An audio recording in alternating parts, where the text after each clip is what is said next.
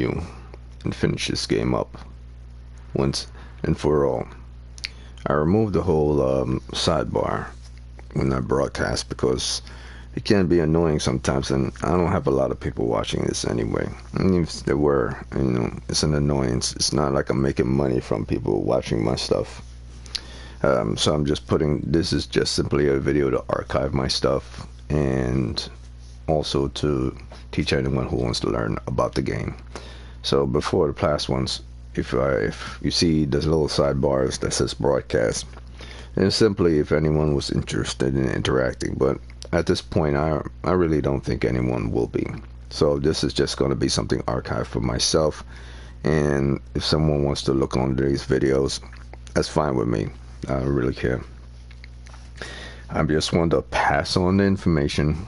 If you wish to learn about Horizon Zero Dawn, you can learn it on your own by just playing the game. But if you want to learn about certain things before you get into the game, you could go on to people. There's a lot of people that play the game. However, here's the problem.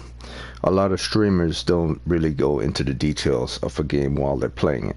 And when they do their reviews on what they saw as detail while they were playing it, going over the information again and again.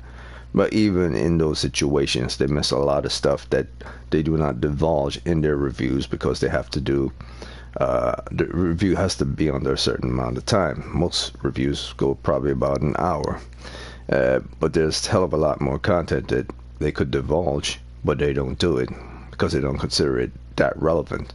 Everything in the game is relevant because the people who make the game are focusing on every aspect of the game, from the leaves falling to the background to the light and shadow to the color choices to the fonts to the extra scrolling effects to the drop down effects, to the amount of content you put inside the game, to the replay value, to the type of animation you choose to use for 3D rendering, to the rendering of color itself, to the type of model design you want to create, what type of software you use to actually make this type of effect to either look realistic or animated style, where you position certain things with respects to telling a story like a movie or something. Is it at the same aspect ratio? Is it vertical? Is it horizontal? Are the perspectives correct? A lot of these things aren't addressed in many reviews, and when you do a review for every game, you have to say every single one of these things every time you do a game, because it's a detailed review.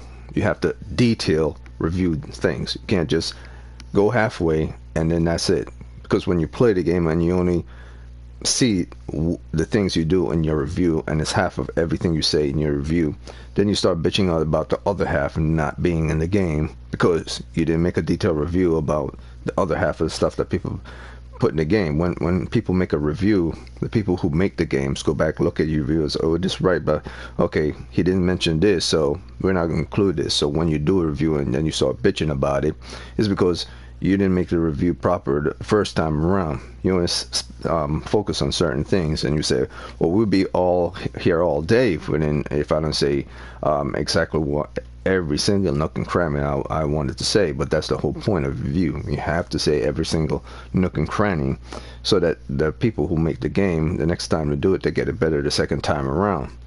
You know, you can't remember every single thing. You're going to miss one or two things, or hell, even three things. But you still have to dive into the devil in the details. If you don't dive into the details more than you dive into the average stuff that are obvious, then you're not doing a proper review. And it pains me to see that I'm not even a freaking making money as a streamer, and I focus on every single aspect of the game to its detail. And I'm pretty sure they do as well. But they're more interested in entertaining the rest of the world than to actually focus on the type of games that they're actually doing. And then they'll probably bash anyone who's saying, well, yeah, did you do this? Did you do this?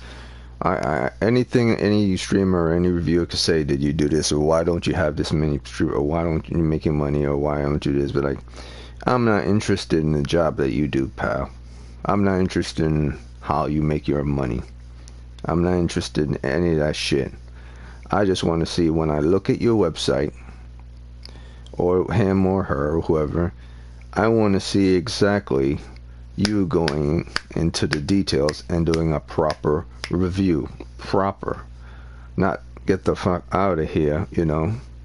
You know, we have enough streamers, we make enough money. We don't need to hear what you have to say. You know, the same as the business. We don't need to hear what you say. We have millions and billions of people. Well, guess what? It doesn't matter how many people support you. If you're half-assing it, you're half-assing it. And you can't go up, down, left, right, and to the side.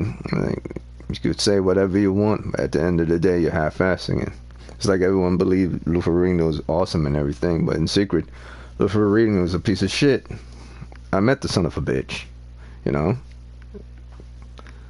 And I have the right to give my opinion on that, because then if I didn't, it would mean freedom of speech. His actions makes him a piece of shit, not he himself, the individual, the one that you know is famous. But his actions outside of the screen makes him a piece of shit. Just like the dudes from Green Day. You know, just like certain actions that certain movie stars and certain musicians do when the camera's not on them. But like, you have to understand, you are part of the equation of entertainment. When you're inside your house amongst your own people, your friends, family, then you could be 100% the dirtbag you want. But the moment you step outside that door and people know you as who you are, you can't do that anymore, because you've taken on a role that goes beyond yourself. It's like having a child. You can't just abandon your child simply because you can't deal with it anymore. Like, once you have a child, it's no longer about you anymore. Anyone who tries to justify themselves and say otherwise is fucking full of shit.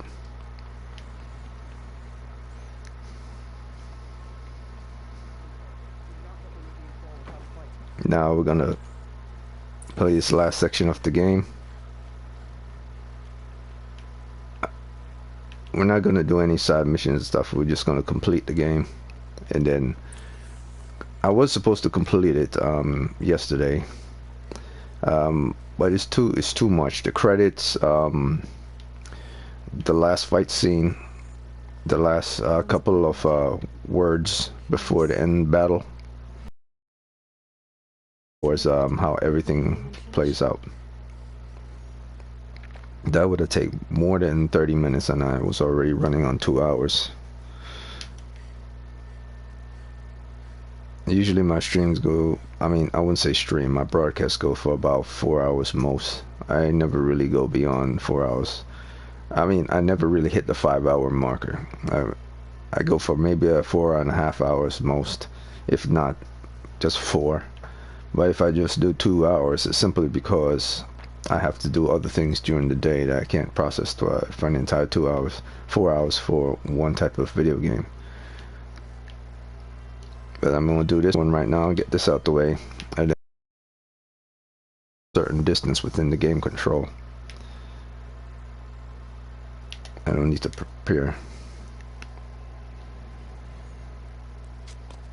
I mean, how many reviewers you guys know, like professional reviewers you guys know, actually will go into the depth of her hair color, the lighting effects on it, the actually fluttering based on the wind, the realistic of it. I mean, they'll just say the realistic, they'll say the strands, they'll say the lighting effects on it.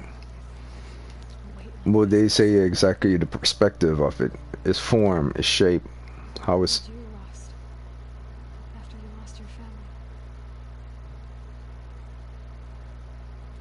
Silence? Are you there? Guess I shouldn't ask ghosts for advice.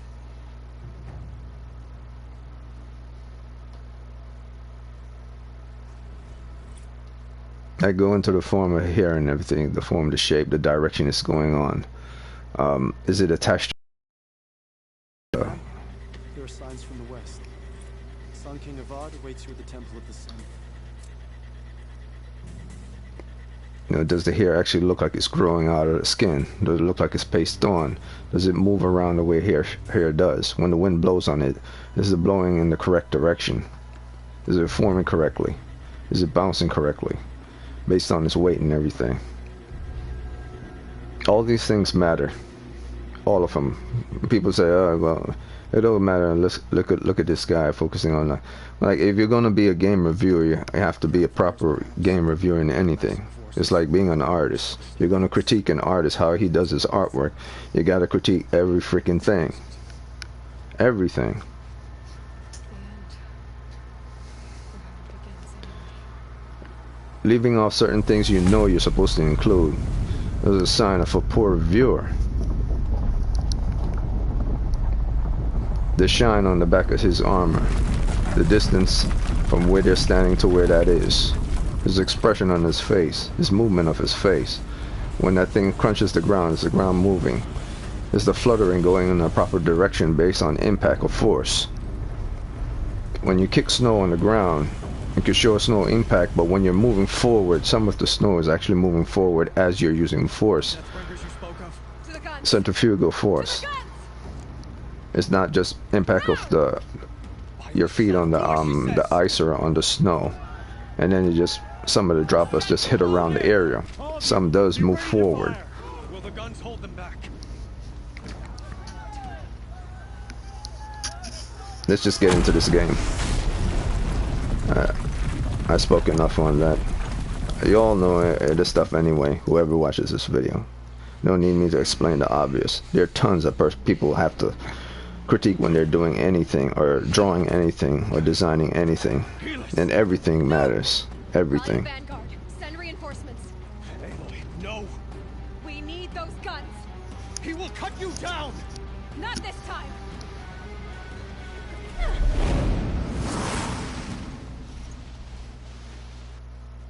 Oh no! You have vexed me long enough. Should have fought me in a sun ring then.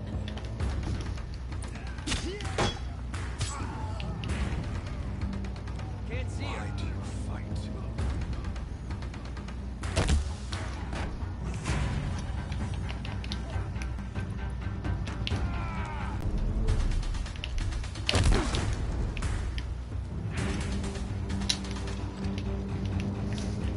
Accept it. Accept it.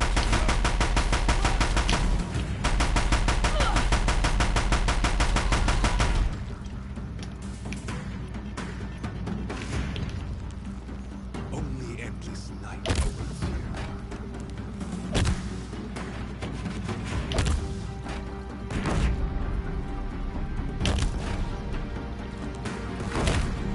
Meridian must run red to the west.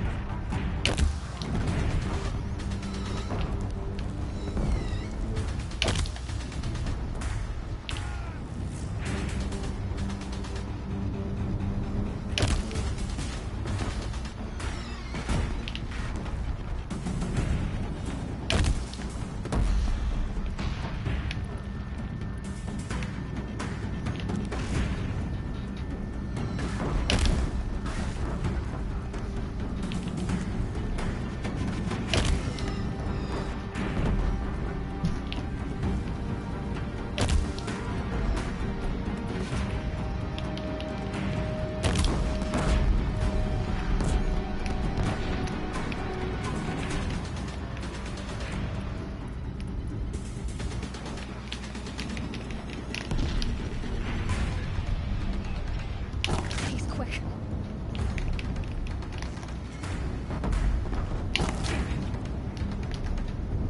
If the Deathbringers keep firing, this bridge will go.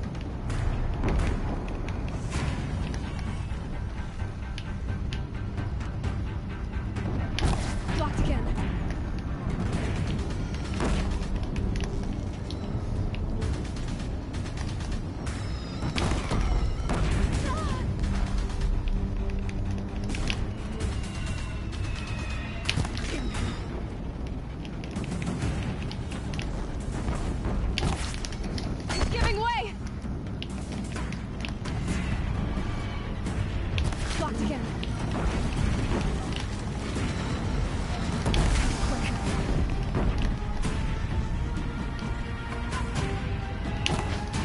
What are you before the terror of the sun? The one who will take you down!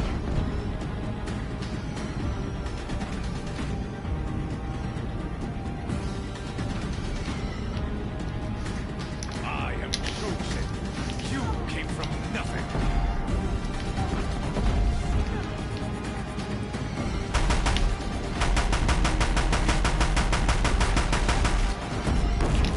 You will die on nothing.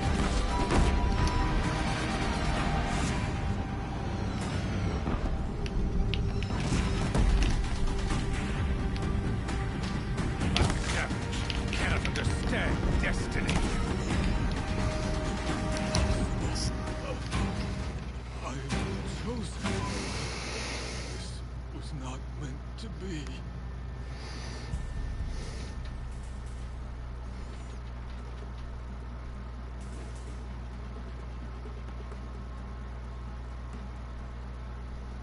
Now here's a good example.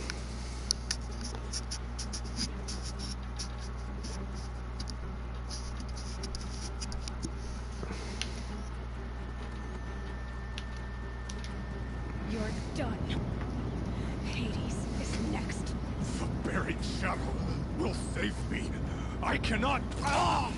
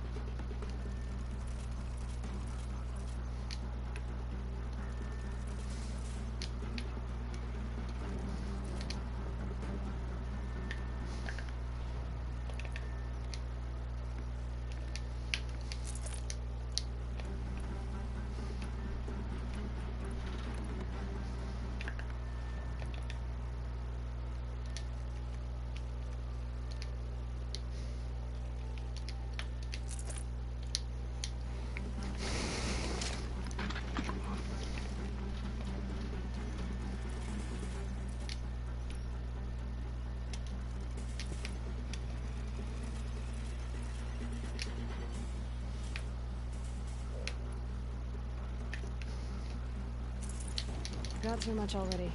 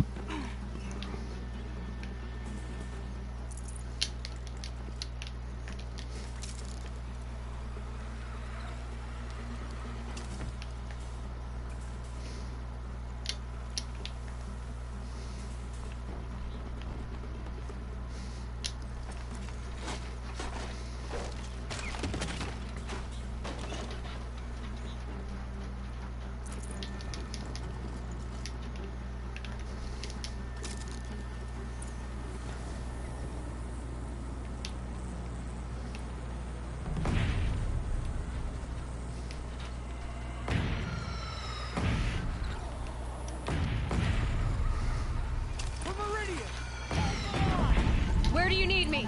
Take up a cannon on the platform.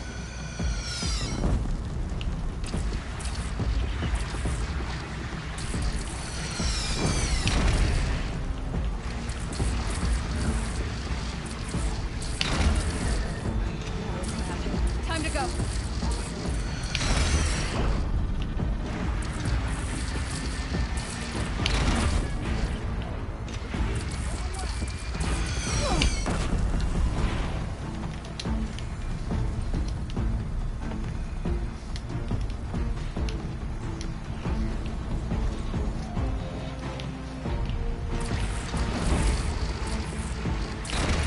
Don't want to be here when that hits.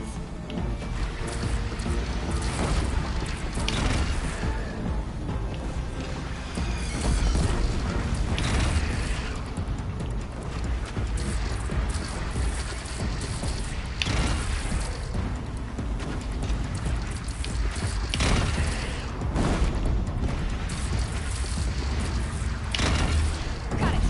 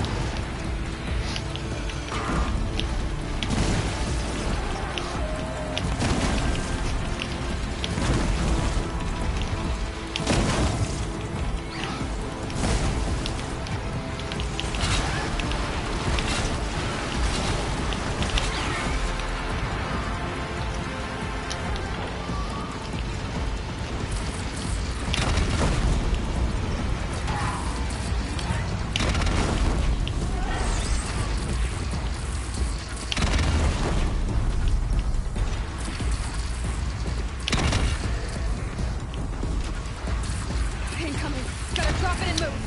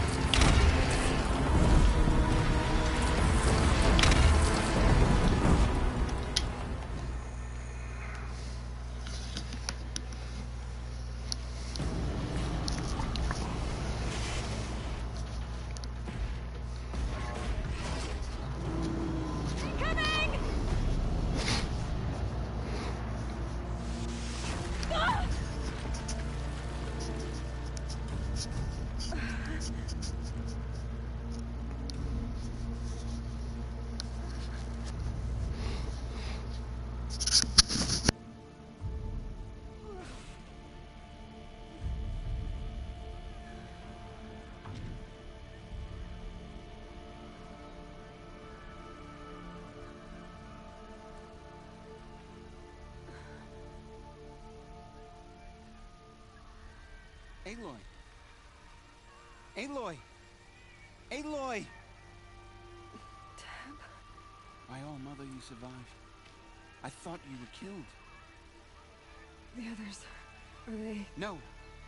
Wounded, but alive, mostly. The machines blasted through, then kept going. They marched on the spire, dragging that thing with them. Take care of the others, Tab. I've gotta go.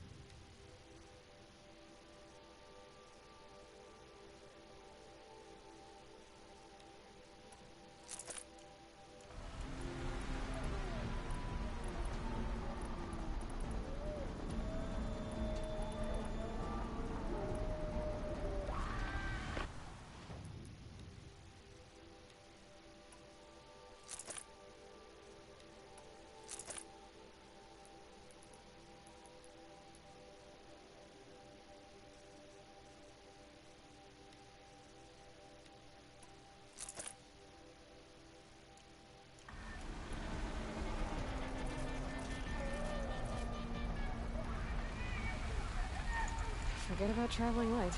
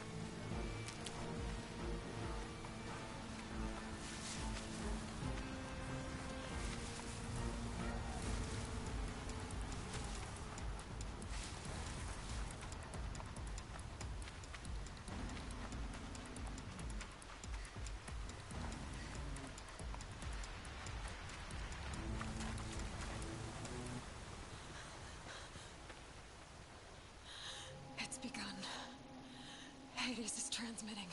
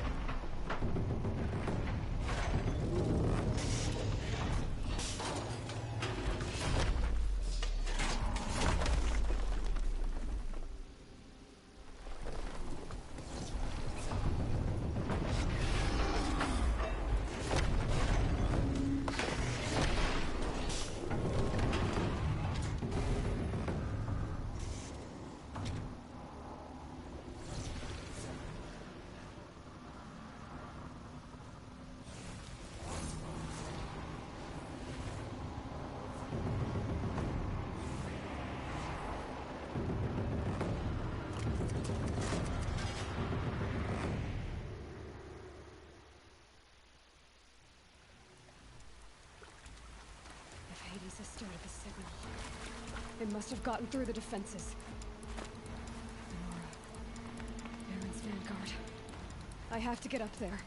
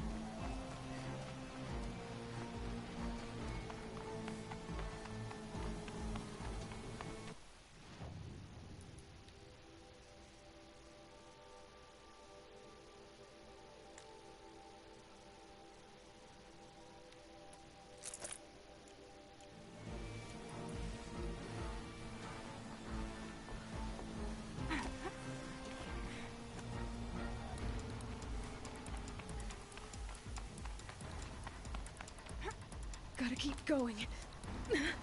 Keep pushing. Knew this wouldn't be easy.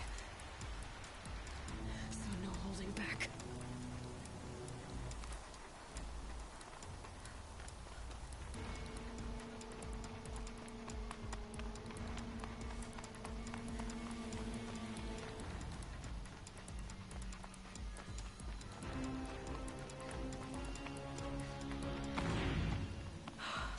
Aloy! It's Aloy! Well, you can see that. We thought you'd fallen at the ridge.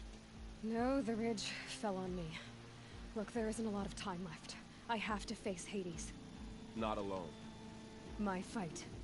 I can't ask you to come with me. We were about to go over the top anyway, right? Right. The metal devil must fall.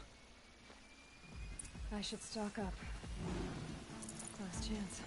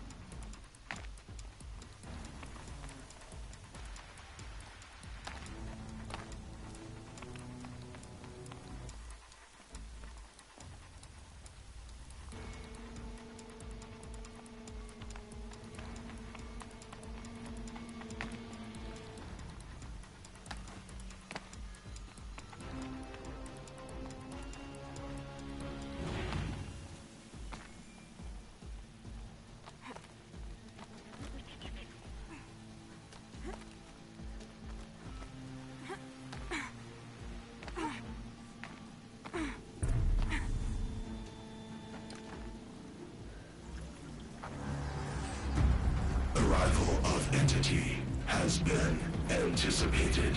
Entity will not halt transmission.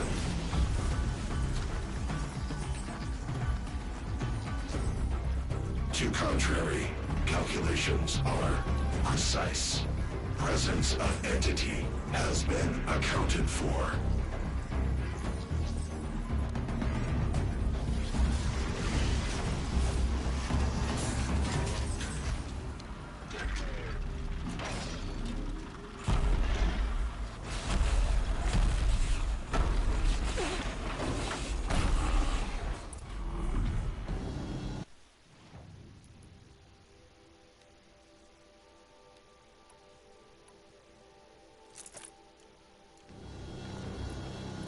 Get ready, it's a Deathbringer!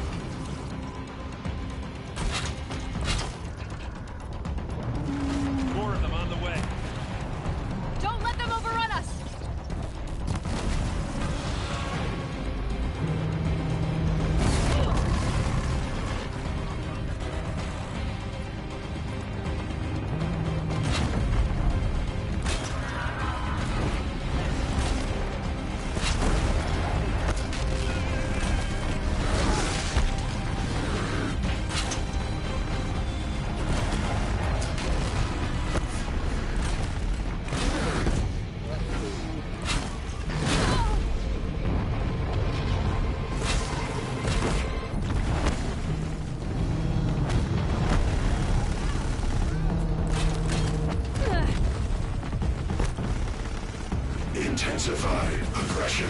The hammer's coming down, Aloy.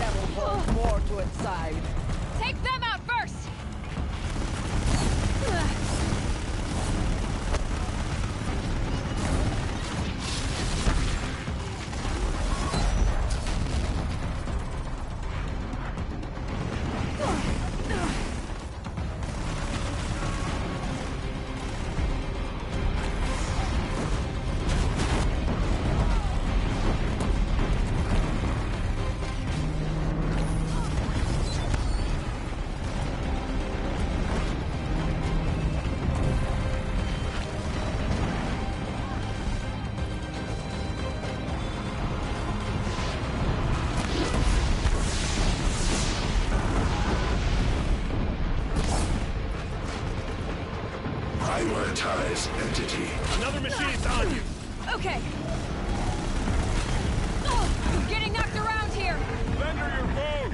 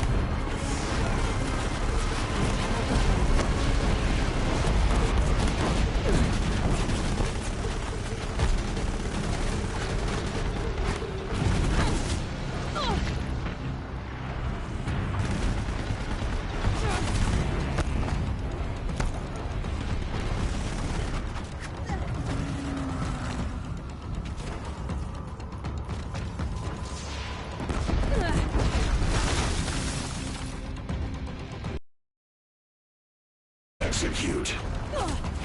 That metal monstrosity is going for you. Okay, here it comes.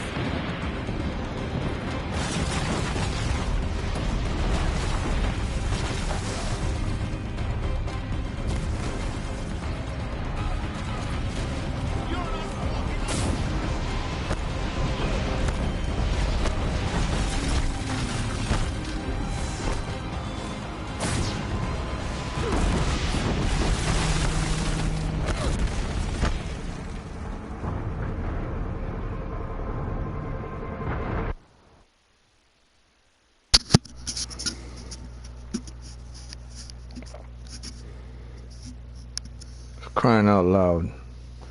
The goddamn boulder was in the way.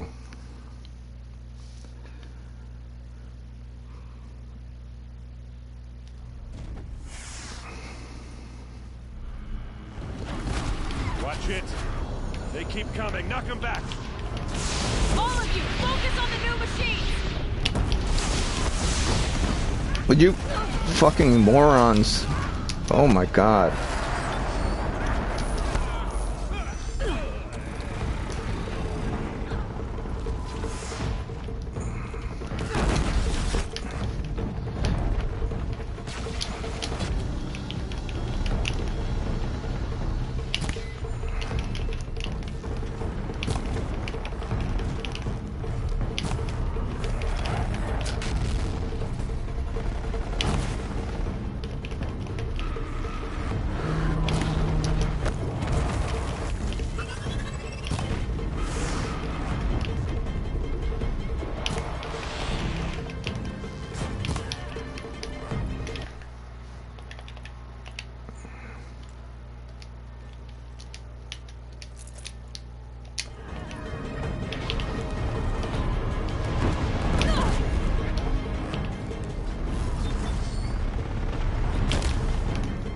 Damn, too far away. Prioritize entity. Where Aloy face another. Thanks for the warning!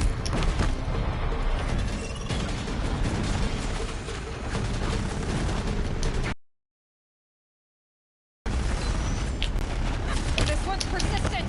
We got you.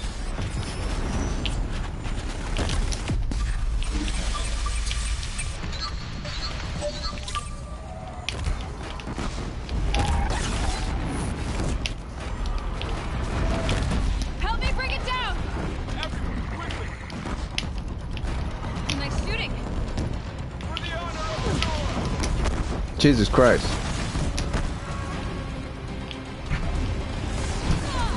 Oh my God, come on. What are you guys doing?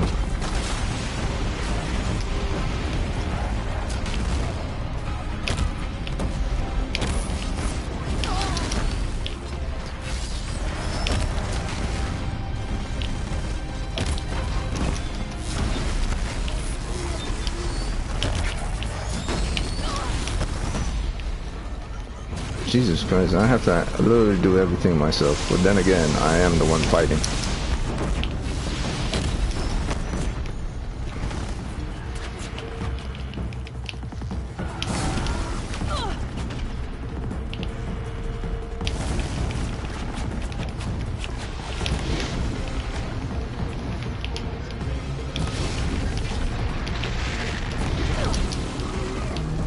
Please, what are you people doing? Sitting on your ass, that's what you're doing.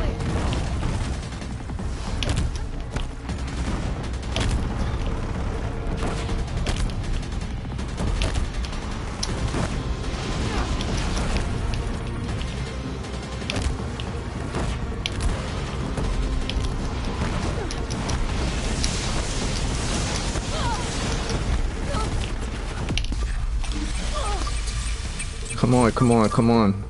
Where is it? Takes so fucking long just to quickly switch.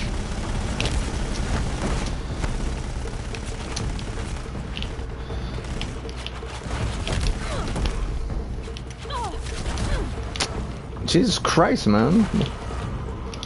No ammo.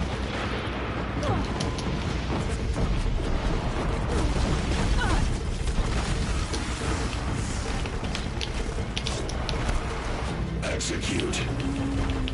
Hey, that blasted heap wants blood. Down now. Hold on, god damn it, man.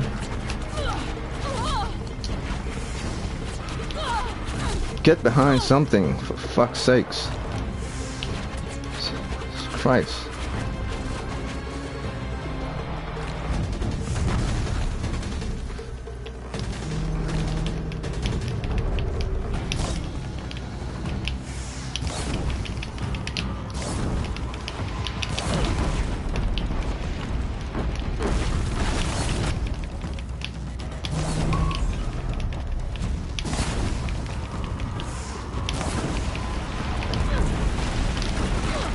Jesus Christ, man.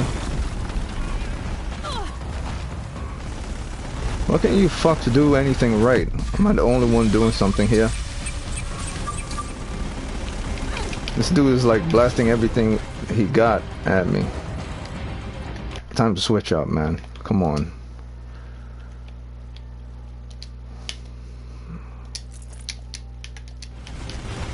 It's freaking ridiculous. I literally took out his guns and he still got fucking guns. What the fuck?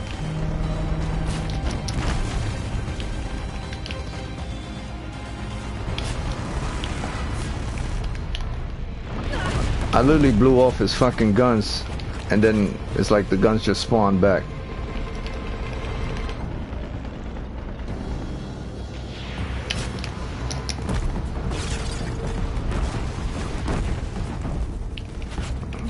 Me, I don't get it.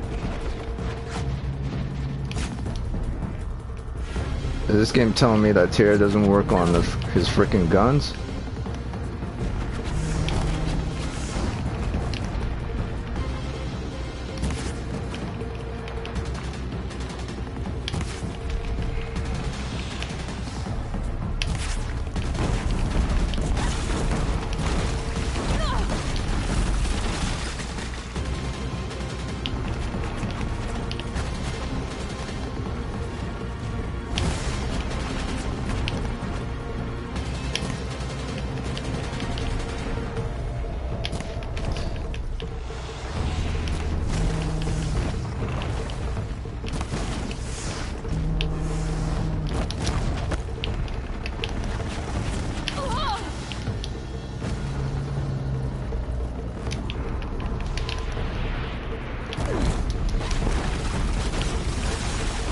Jesus Christ. Move out of the goddamn way, the goddamn debris.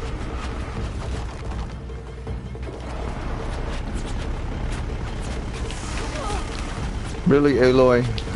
I don't remember saying it. What are you doing? Taking more than you to stop me.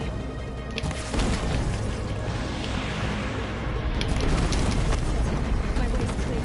The servant is dead. This is another function that's a problem with games.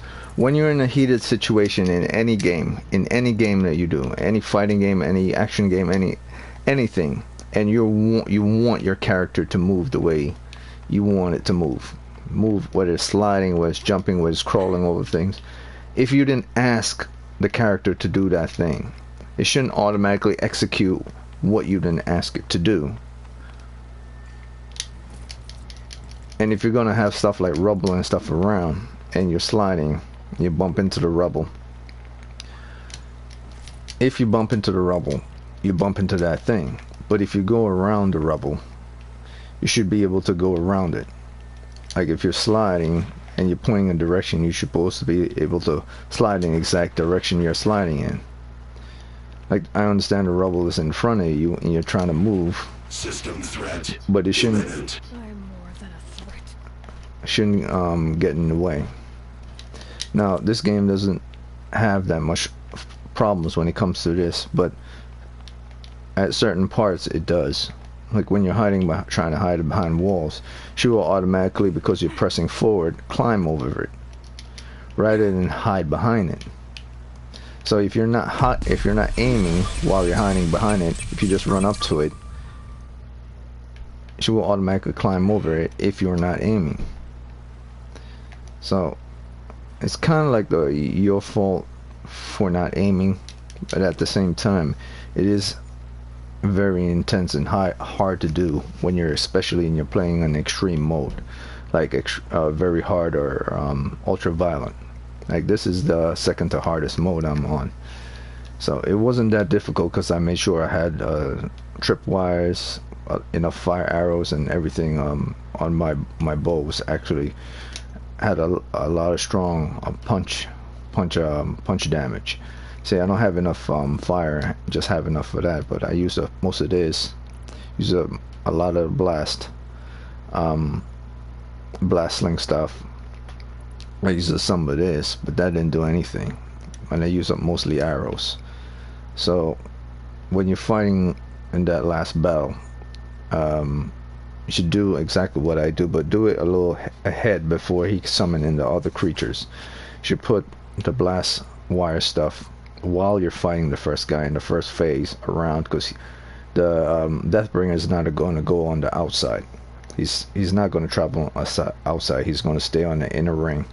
And so once you're running around hitting him, you should also switch up and put these around the perimeter, so that any enemies that try to come towards you get killed. So a majority of those enemies were killed due to the blasting from the outside, except for one of the corruptors who was persistent, but eventually one of them caught him when I put it on the outside while I was distracted trying to fight the Deathbringer.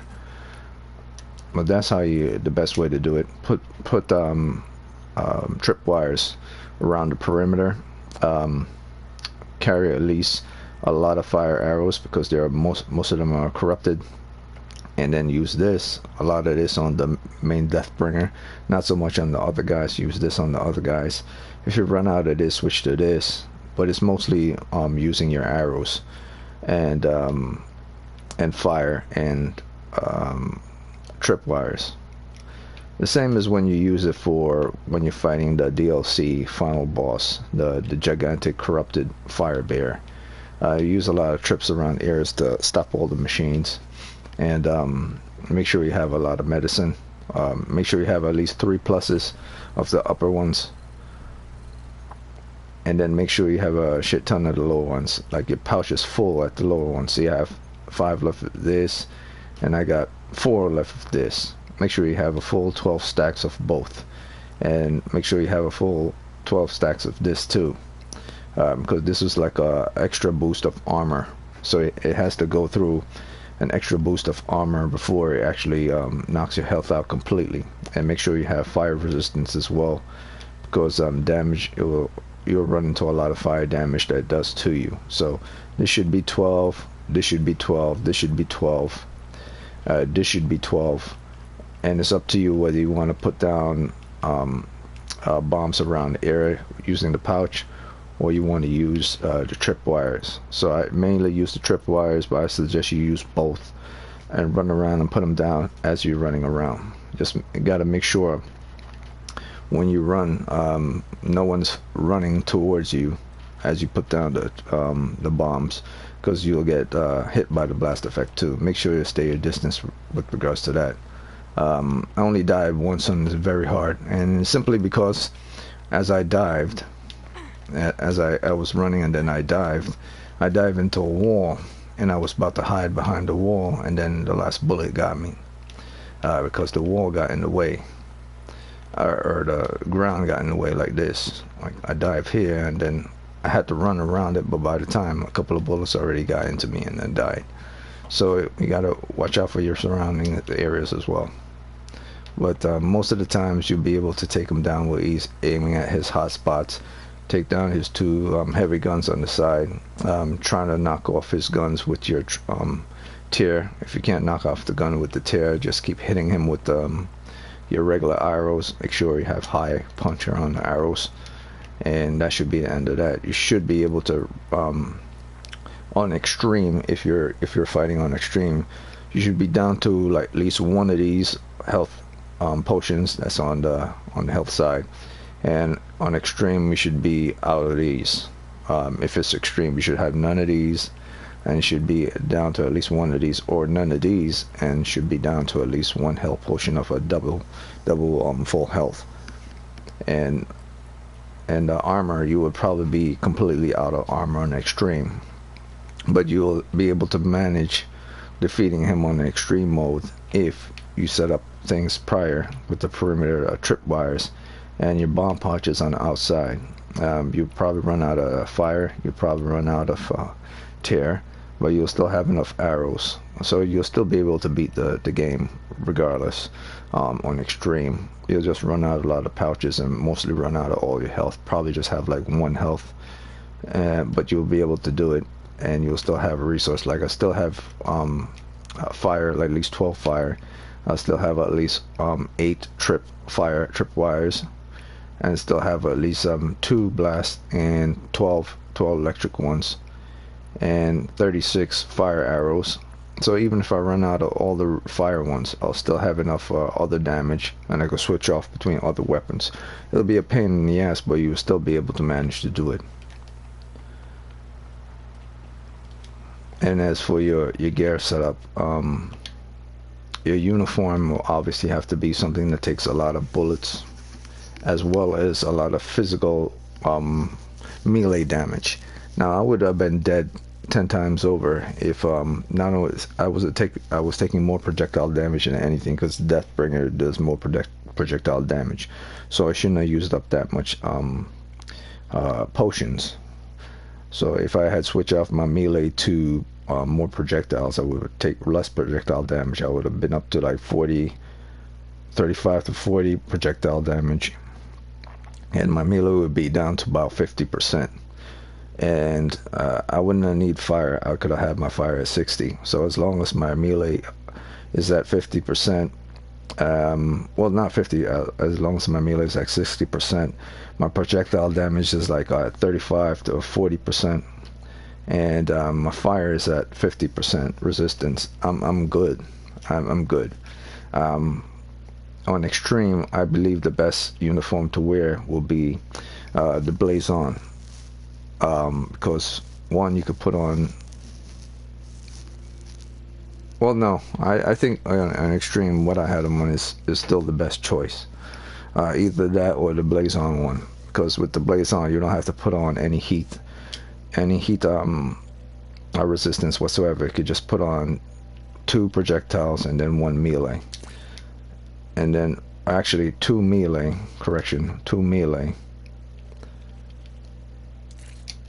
and 1 projectile of 20%. But even that, as you see, isn't that good. it wouldn't even make any sense to have even the blazon on.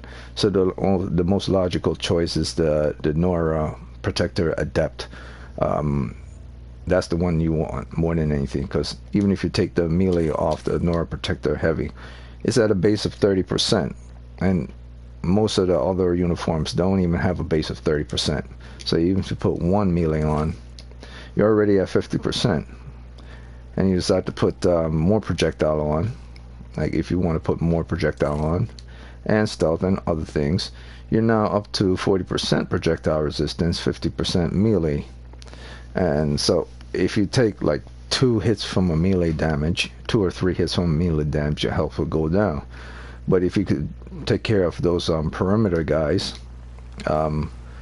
the robots that come around the perimeter with tripwires or with planted bombs at the bottom here, you don't have to worry too much about anyone melee hitting you, because you're already planted enough. While you're running, you're already doing tripwire stuff. So you're running, and then you go like this, and you're running while he's shooting at you, and then you drop it there, and then you're running again, and he's like, you run this way because he's shooting that way. You put it there, and as you're running, you're still running. You're running around. You don't have to worry about anything. You can slide while you're running. It doesn't let go. You could jump while you're running. Long jump or short jump, and it'll still be there. And then you put it towards the perimeter, and you could aim towards him with your arrows. Bam, bam, bam. Quickly switch over to that. Do the same thing. Quickly switch over to this. Run this way. Hit him a couple of times. Get out the way, goddammit. I'm trying to do something here. Switch to this. Switch to this. Aim towards him. Whoa, didn't mean to do that, but aim towards him. Raise the bow, aim towards him. Run back again. Put the stuff down. Shoot him again. Run this way again as he's aiming towards you in that other direction. Put these down, and you keep doing it as long as you get around the entire circular perimeter, until it's all the way around the perimeter. While you're shooting at him, then switch back and then put it down. You're shooting at him, switch back, put it down. Shooting at him, switch back, put it down. So that any enemy that comes towards you will have, regardless, while you're putting stuff down, they will have to go through the perimeter to get towards you from there, and they will get damaged. So my suggestion how you do it, as you're running this way from the enemy, is you're putting it down. You put it here. You're running. You put it here, like an angular motion, so that they will have to. They can't go around. They will be stuck trying to get around you. They'll have to go through the wire first before they attack you. Even if they leap at you, like say they leap at you, you go here, you could just put it a little higher and do the same thing here. Put it higher and then run back, shoot at them.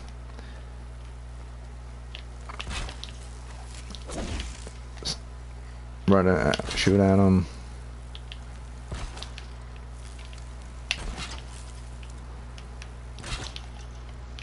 Make sure you run, shoot your arrows at them. Boom, boom, boom. And do the same thing until you get around the entire perimeter.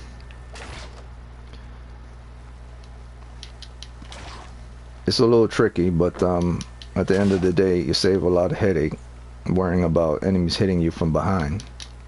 You'll get a couple of enemies hitting you from behind, because some jump real high, and some jump charges you from the side or from the front or wherever they spawn in from. So it doesn't really matter where they come from, as long as you set up your perimeter correctly. You don't have to worry too much about it. I think I picked up all my all of the wires I put down. All right, so I picked up all the wires I put down. But that's basically how I do it. Rather than invest in one type of method of taking care of my enemies, using strong arrows and then strong fires or strong blast, I basically set up my perimeter first while I'm fighting him. And as Hades says, I increase aggression, robots are going to come in, then they're going to have to deal with the trips. And whoever survived, I just hit them with a couple of arrows, kill them. And as long as I have enough health, I don't have no problem with that.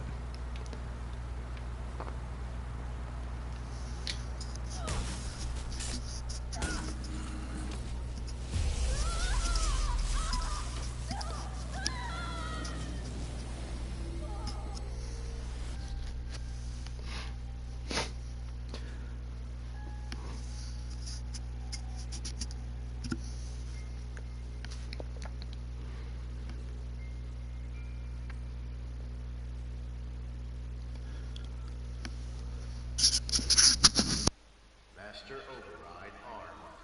To activate, state name and rank. Elizabeth Sobek. Alpha Prime. Master override activated. Purging extinction protocol.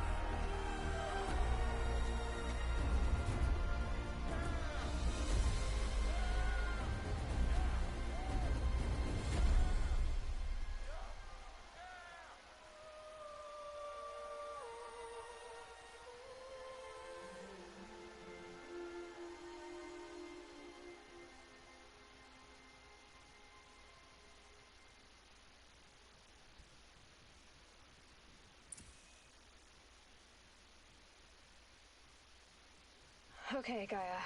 Sorry about that. Where was I? You were telling a story. Right. Yeah, so, like I was saying, it was a children's electronics kit, but I hacked the wiring to an auto battery and solar PV. So the grass caught fire. And, so did a tall pine that had stood there, I don't know, maybe 100 years. Query. You were how old? 6. My mother was home, thank God, so she called the fire department, and after, she took me out to the lawn and showed me the dead baby birds, because there were nests in the pine tree. Query. What did you feel? I'm not sure. I remember yelling that I didn't care, and that's when my mother took my face in her hands and spoke. Query. What did she say? She said I had to care. She said, Elizabeth, being smart will count for nothing if you don't make the world better. You have to use your smarts to count for something. To serve life, not death. You often tell stories of your mother, but you are childless. I never had time. Guess it was for the best. If you had had a child, Elizabeth, what would you have wished for him or her? I guess I would have wanted her to be curious. and willful, unstoppable even. But with enough compassion to heal the world. Just a little bit.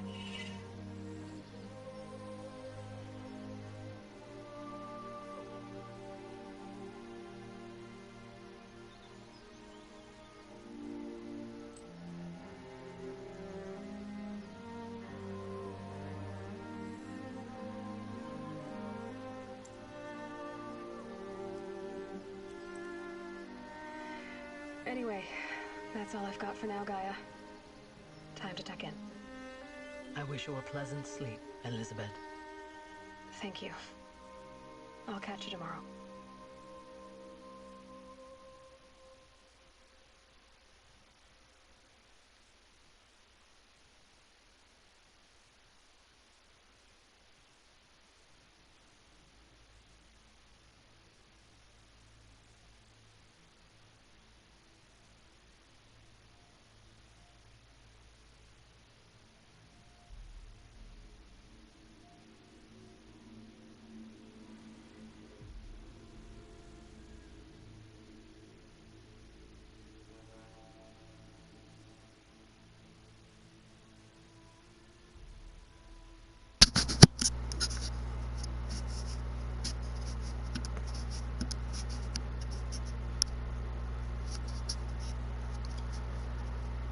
Alright, so that was the end of the game. And that's basically it for Horizon Zero Dawn. Now, just so everyone knows, how you roll credits is also part of the equation of doing a proper review. Just like how you introduce the game, how you end your game off at the last moment is also just as equally important. Now, this is not the best outro showing the words, but how they decide to execute it based on the game itself is well done. Elizabeth Selbig was basically the hidden protagonist of this game, edging Aloy on slowly through her works, and how they make everything flutter around and fly up into the world, like the flowers of her passing, and have the machines inside.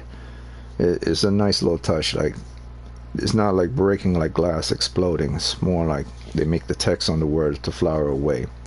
And how they decide to do it, rather than have it stationed on the screen pointing forward, they decide to travel through the entire game, the world itself, using showing the machines and everything they built, leading you as it's going, as the game is passing. The texts are coming forward towards the screen at the same time as zooming in, leading you in a direction, telling you that it's not really over, just showing you the world that they've built, or at the same time, even if it's over, it's just basically showing you the anatomy of the machine world based on the people who put the hard work in.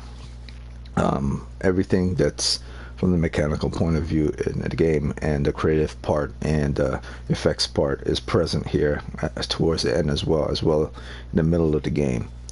But they did it in a way so it doesn't seem like it's boring. You're just seeing pictures pop in and pop out. They're doing a zoom traveling effect, as in to show that it's going somewhere. The story is still proceeding, and ending credits aren't like the best part of a game.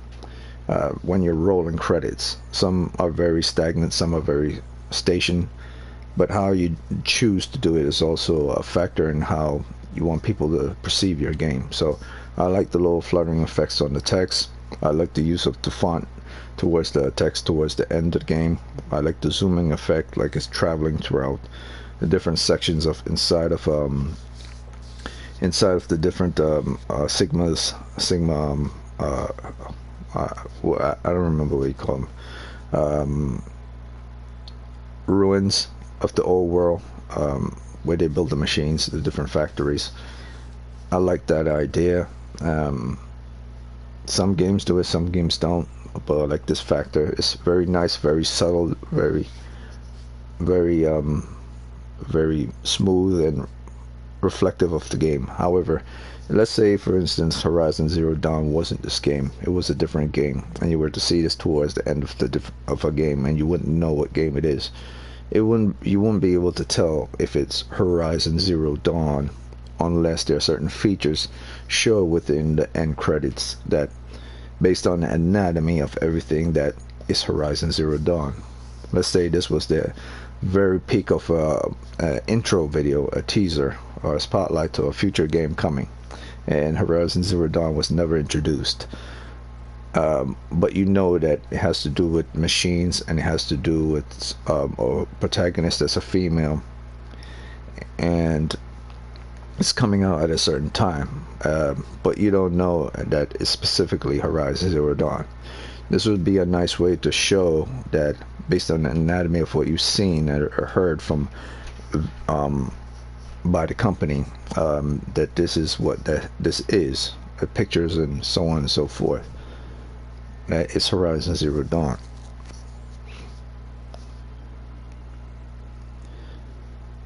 Was the lighting effects, the color choice on the machines, how certain machines are curved or set up, or the triangular effect on the triangle effect or hexagonal effect on certain machines is very locked into the Horizon world. Like even on the background lighting on murals and walls, and that little triangular effect, kind of matrix type of things you see here on these building machines is very Horizon Zero Dawn. So if you see something like this in another game, like, okay, so they're duping the matrix kind of stuff. But then you could basically say for any game that come on after, they're duping the same thing that's in Horizon Zero Dawn. Except for in the Matrix, you don't see many triangular looking designs on your machine. That's very much Horizon Zero Dawn. And use of blue as the main machine components is Horizon Zero Dawn. And the flutter effects when it comes on to text or anything that's once it dies or passes on, whether it's a machine or a person, it gives like a fluttering effect, fleeting effect. That's very much Horizon Zero Dawn. So all these things count, from beginning of how you judge a game to the end of how you judge a game. It counts. Now this is not I'm not evaluating Horizon Zero Dawn. I'm just saying that I believe certain people don't actually do proper reviews, that they're mostly there to entertain an audience who wants to see at least some type of review, but they're not really there for it. They're just there to be entertained. Me, on the other hand, I don't need entertainment from an external point of view or an external source. I find entertainment in just gaming itself.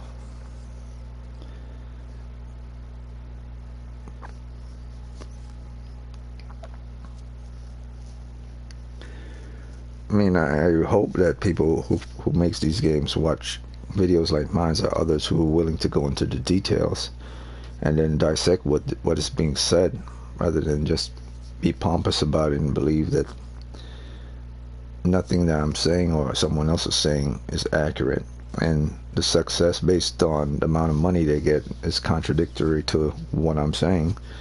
You know, I'm like, no, you'll make more money regardless of what I'm saying or not saying, because people are like that. They're more valued in the entertainment field, or to be entertained, and what's hot and what's hype and what's logical. At least from a creator's point of view, you could at least focus on that what's important to you, and let the rest of the world just look at the entertainment if that's what they want. They will never understand the true value of a thing.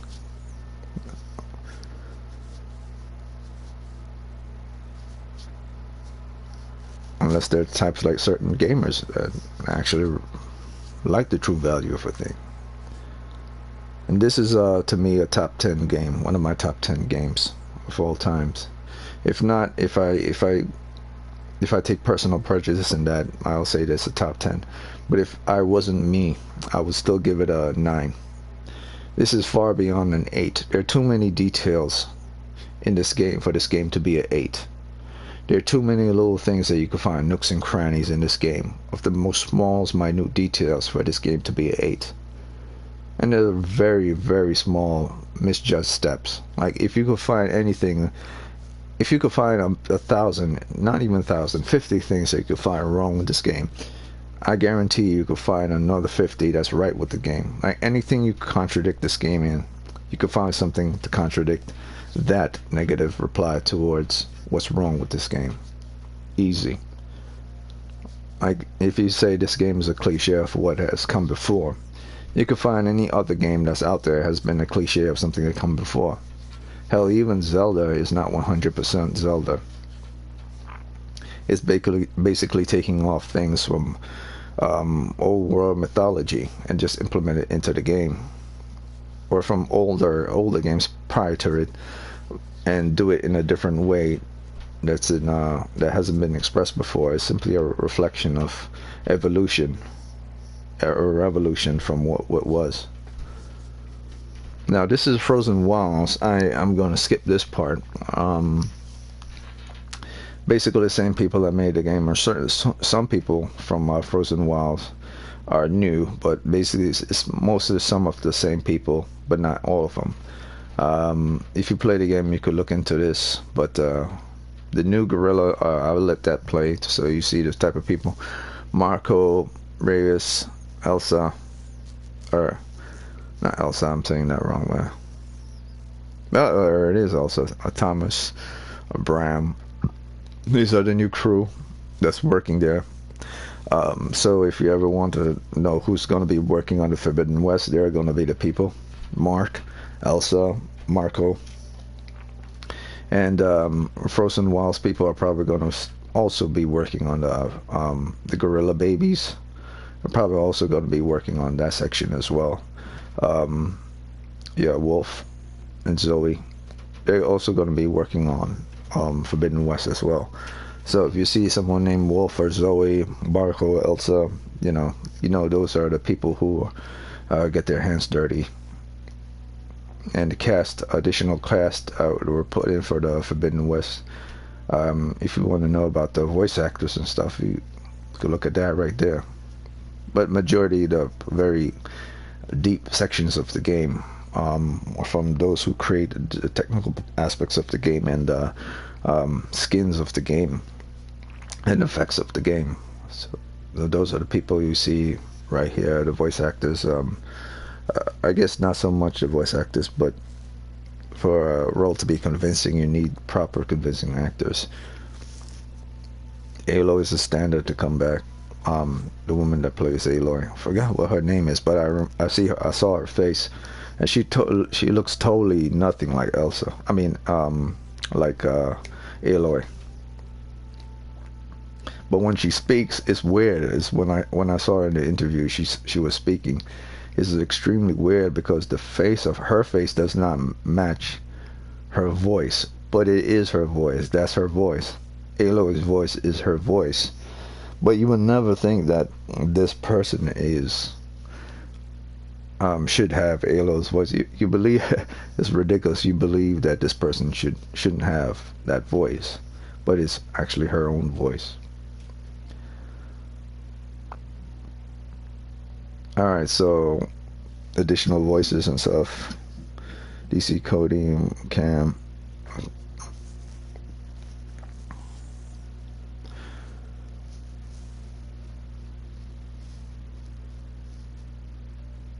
See, games like this, I would never, like games that aren't, I should say games that aren't like this, like completely not like this, I wouldn't give it the time of the day to roll credits like this.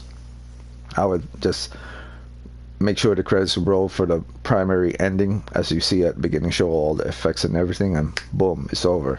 But for games that I believe are high quality, I would let it roll all the way through, or at least halfway through.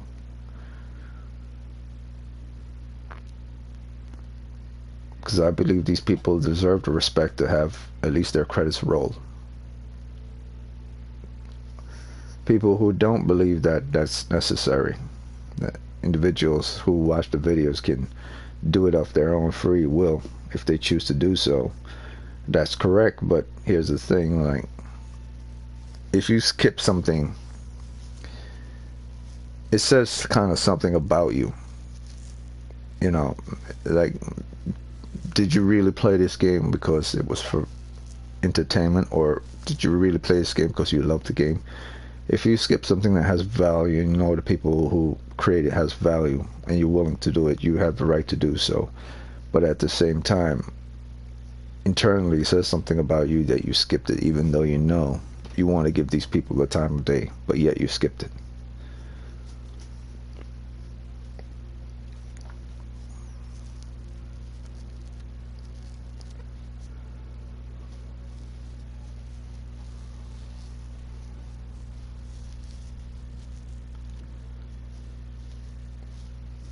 And I understand it's also the main factor that credits can be long as hell and take too damn long to roll.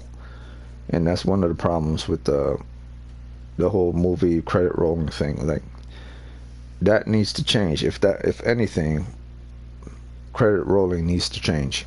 You have to condense the rolling of the credits. If you could put them in their own categories and then have them all roll up from bottom to top, but don't have them exactly in one singular line vertical. You know, you could have them from side to side to side to side till you fill up the screen so you can see all the people, but not so stagnant that you're overpowered. To have at least four lines going up vertically showing people, so you could get towards the end faster. If you're dealing with people who don't have patience, you have 4 or 5 lines, and everyone will still be able to see who's there and see the names of the people, because you'll see them next to each other, see them in the department, rather than being just one vertical line. Put it in a paragraph that fills up at least a certain percentage of the actual screen, rather than having one singular vertical line like it's old school 70s, 80s stuff, 90s stuff. And that type of way of credit rolling is kind of old and dead. And I think any game going forward from 2020 and up should never do the complete vertical anymore. Not unless the words and what is staying in the words require it to be just one vertical line. If it's multiple people that you're trying to shove into your credits, you have to be able to spread them out in a way that's even, so people see everyone's name there all at once, like a mural of many names on a chalkboard. You'll be able to see everyone's name, and you'll be able to roll it slow enough that you can catch every single name without slowing down the effect of your credit rolling.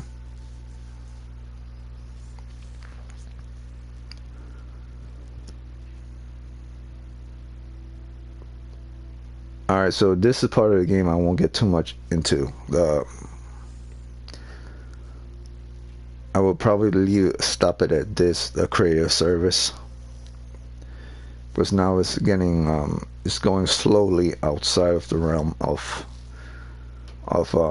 the actual inside of the game. It's more like to give acknowledgement to those who are supporters now, which is nothing wrong with that, but it has nothing to do with the eternal part of the game itself. It's just the business perspective of the game, from the business point of view, testing and all of this stuff. You know, that's not, I mean, testing is important, but it's not actually the creation of the game. It's the post-production type stuff. So I'm gonna skip this. I wish I was able to fast forward towards certain features, and I think that's another aspect of gaming that should be in the future. The ability to fast forward the credits. Like in Control, you're able to see the credits prior to play the game, so you know exactly who's the creators before you actually reach the credit section. I believe that's completely beautiful, and people should do that, or be able to give them the opportunity to do fast forward and rewind when it comes to credits. I think that's also beautiful, and people should learn how to do that when it comes to gaming. Might not be the same when it comes to movies, because movies is like a live service, is happening then and there. But when it's something you purchase and it's available, you should have the ability to have a fast forward and rewind towards an end credits, whether you beat the game for the first time or multiple times. So we'll skip this because this is not that important as those who create the game, even though it's kind of important.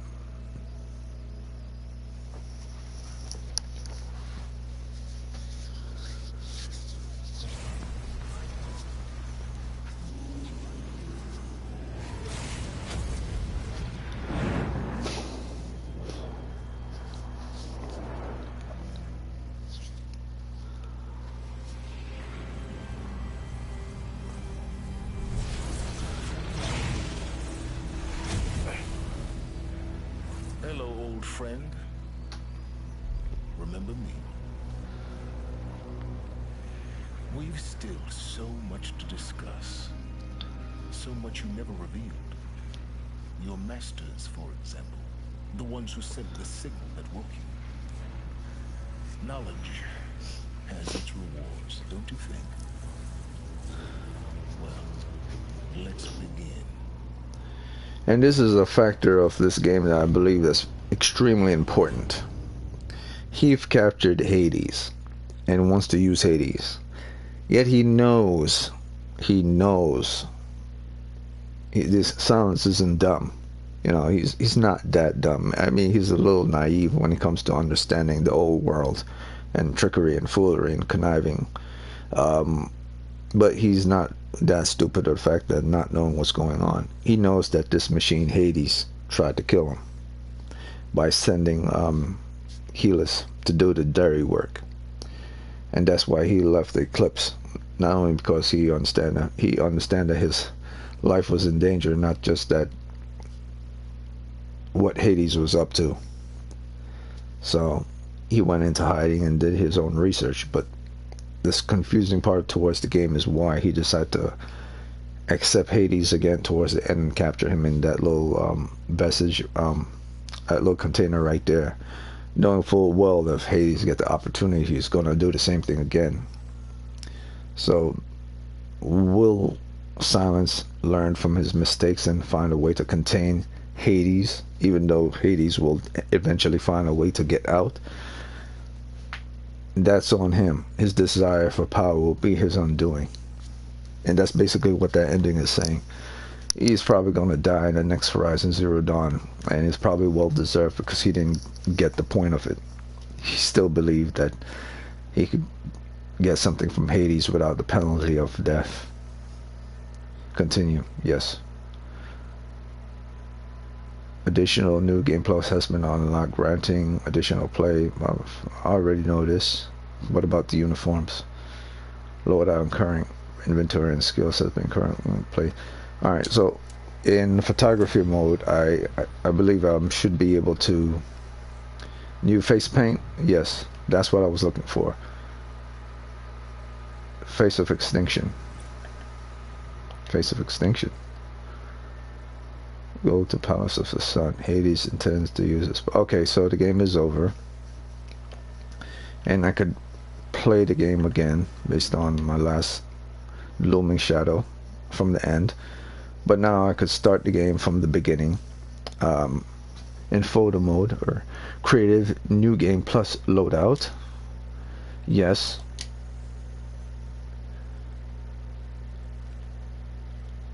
I've selected that. So every time let me see, you have the option to play the game again from the beginning with all the loot, blah blah blah blah blah. Saving here will create new game plus loadout current.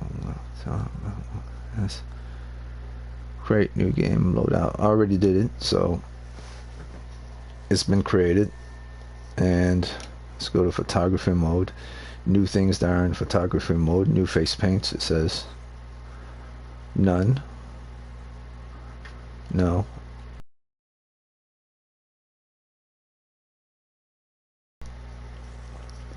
Face paint type. Norris count. Okay, so yeah, I got I think I got, what did I get towards the end? Banuk Shaman. I got to do the new face paint Banuk Shaman and Banuk Survivor by beating the game on very hard. and probably, or maybe it's because of the DLC. I got the new face paint, Banuk Shaman and Banuk Survivor. Facial expression probably unlock some of that too, but that's not the real important one. It's mostly the face paint type that I was going after, and yeah, just mainly the face paint type. I don't think it was the brightness of the color, or it wasn't the logo either.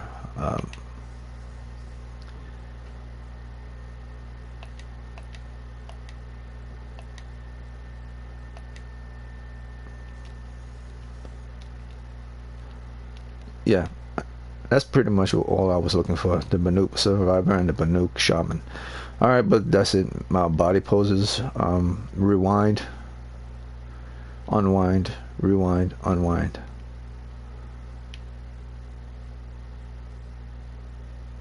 It's pretty funny.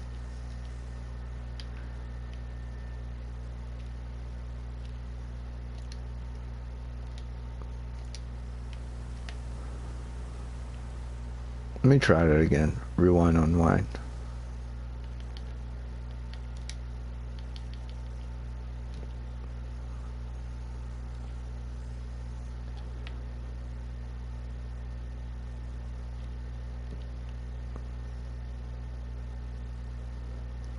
That's pretty hilarious.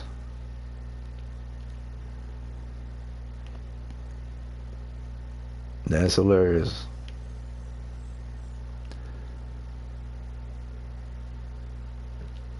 It's like she's doing a dance move. You see her backwards, her right leg is going this way, like she's moving this way, and she's stepping back, moving this way. But it's not going to show it that way. It's just going to look like she's moving, jumping backwards, or moving. But that's cool. So that's pretty awesome. And that's the end of the stream. I've finished Horizon Zero Dawn, both the DLC and the main story quest. If I ever play this game again, it will simply be to complete it on Ultra Violent, to unlock every single thing on Ultra Violent. But I will probably do that on my own time, and the only time I will play Ultra Violent on a broadcast is towards nearing the end of the DLC and towards nearing the end of this main story. Otherwise, beating the game on very hard is just good enough. I'm not trying to see how fast I could beat the game on Ultra Violent running speed to see how fast I could complete it on any mode. No one's paying me for that. So that's it. Horizon Zero Dawn. From a non-prejudiced point of view, you know, I'll give this game a 10 out of 10. But if I was to be incredibly critical and nasty and just dislike the game, I would simply, even then I would give this game a 6 out of 10. Even if I was completely an a-hole, and I would give this game a 6 out of 10. There's no way in God's green earth or in no part of the world would this game fall under the halfway point, which is 5. Not even on its worst day. It gets so many things right that's literally impossible to put it below the 5 point. Yes, there are certain things in the game that's cliche, and you could name at least a good 10 if you could find them. But like I said before, I could find anything anyone could contradict with regards to this game, and find something equally and opposite or even better that totally blow everything they say negative about the game out of the water. Because remember, a lot of people don't understand. Horizon Zero Dawn is not like it's a game you haven't seen before. It's like games you haven't seen. In fact, even people who made it understand what they were making when they made it, and told everyone that it's going to be different, but it's not completely void of things that hasn't been introduced in the games world before. So those who point out the game's cliches, like, I guess you weren't listening to the creative people from the beginning, and everyone who has played the game before. It's not that original. The concept isn't that original. it wasn't designed to be that type of game. It was just designed to encapsulate all features of different games in a new and different way that hasn't been done before. And that's what Horizon Zero Dawn is. The taking of many things from historic part of games throughout the life of games and create something a little new and different, introduced as new and different. And different doesn't have to mean it's 100% different. It's just introduced differently. That's another way to do different. You could be the whole, it has to be completely different, or you could do the other form of the word different, introduced differently. So that if someone said, well, I've seen this before in another game, no, you've not. You've never seen someone slide and shoot at the same time in another game, unless that other game had sliding and shooting. Now, if the other game had sliding, but you can't do the shoot at the same time in the past prior to Horizon Zero Dawn, you would have an argument. But if that other game just had sliding, you know, and then you get up and shoot, then it's a different story. You cannot, sliding and shooting is totally different than sliding and then get up and shoot. Or sliding and shooting and then while you're doing your wheel, you're crafting your arrows all at the same time is totally different than just sliding, then get up and shoot, or just shooting and then go into a slide, or then lie down in a prone or lie on your back and then shoot, and then craft after you've run out of ammo. It's not the same. You can't craft like in Horizon Zero Dawn. You could craft while you still have ammo, while you're sliding, you're shooting, or you're in prone position. No, so it's a different way of doing the game. It's not 100% different because it has aspects of different game, but if it's a different way of executing how the game goes. This is not the most original game in the world. That's why I took, from my evaluation point of view, if I was to evaluate the game, I'll give it a whole point off, just one full point off, just for not being 100% unique. But that said, it will only get that 1 point off, because giving it 2 extra points for not being unique is being completely prejudiced and unfair towards the game. You cannot put your own personal opinions into something and call yourself a professional. You have to take yourself out of the equation and then view things from a, I don't know, from a astral plane type of existence. If you don't want to think of yourself as self, you must think of yourself as a reviewer from that external point of view. But that's it for Horizon Zero Dawn. It's if I am to remove myself and take personal prejudice out, and then just look at it from a very static mechanical point of view, it would be a 10 out of 10. But since I'm not a machine, I am a human, I do find faults and gripes with the game. And so that portion of me, when I'm judging it from the aspect of someone who's going to evaluate something, I will give this game a 8.5 or a 9, but never a 10. So if I was to be completely honest, from the very minute detail, including my own personal prejudice into it, as well as removing my personal prejudice from it, all in all encapsulating my own personal thoughts as well as not my own personal thoughts to leave myself out of the equation, this is an 8.5 game. But if I was to include my own personal likes and dislikes, it would be a 9 game. And if I was to completely put my own personal prejudice towards something I love or something I dislike, it would have been a 10 game, because I am personally selective towards the game as an individual, locking everyone else's opinion out of it and saying my opinion is right and your opinion isn't right. Then it would be a 10 out of 10. But if I was to say, well, I got to take myself out of the equation and think of it from a more mechanical point of view, while at the same time still understanding that my voice also counts as in the whole the crowd of everyone else's voice, I would say this is an 8.5 or 9 game.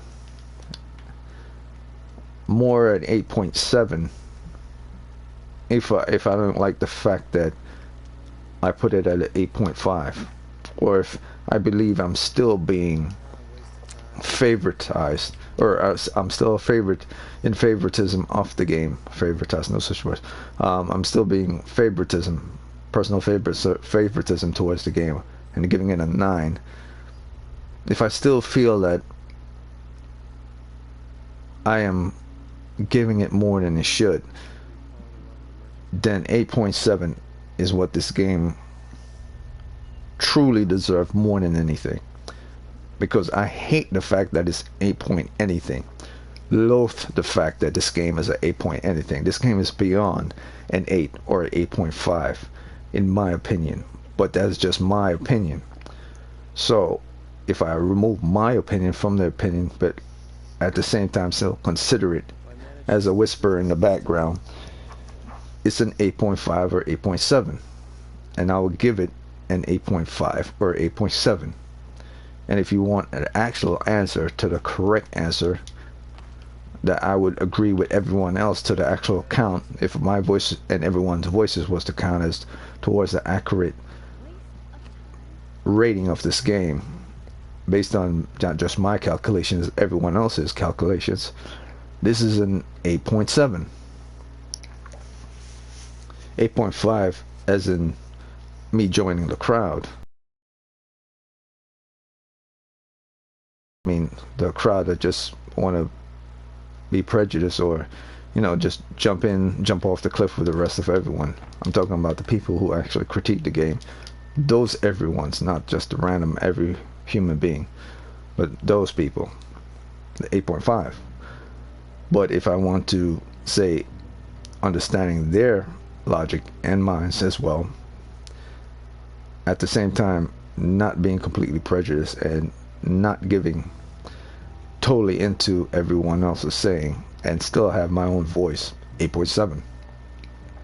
This game to me is, from a completely dictatorial or totalitarian or fascism point of view, a 10 if I was to be that type of person. But if I wasn't, it would be a 9. And if I was to be real selective, so that people say, well, you're still giving it too much, it's an 8.7 for me. To me, it's unfair to give this game anything below an 8.5 or an 8.7. And for my voice, if someone say, well, you got to vote, I would vote 8.7. I would not lower that vote from my 8.7. And if I was forced to lower that vote to it from my 8.7, it would be an 8.5. And if I was forced to lower that point from the 8.5 to something lower, I would say that I'm leaving this voting committee. I'm completely leaving this voting committee. This game is not below an 8.5 in even its worst day. This is too good of a game to be below that. This is anywhere from an 8.5 to a 9 game, period. Anyone who says otherwise is a complete fucking moron and should give up being a reviewer for anything.